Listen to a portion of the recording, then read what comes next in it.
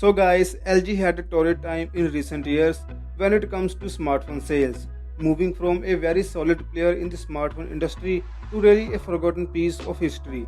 But a few days back, we saw the sketches of LG's upcoming smartphone called the LG Valvet, which will replace their famous G series. And now LG have released a video showcasing the upper mid-range phone. The video provided by LG showing us the complete design, which has their unique raindrop camera design, 3D arc design with curved glass on the front and back of the device, and a tiny notch on the front for selfie camera.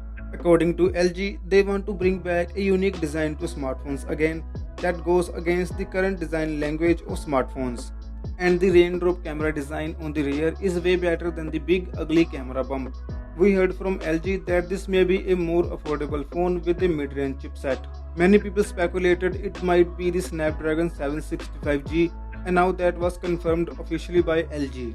The Snapdragon 765G is still a high-end processor with 5G, but it's slightly less powerful than the Snapdragon 865.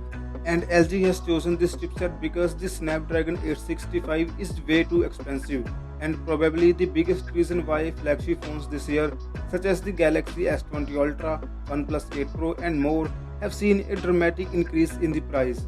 I think this device will bring LG back in business.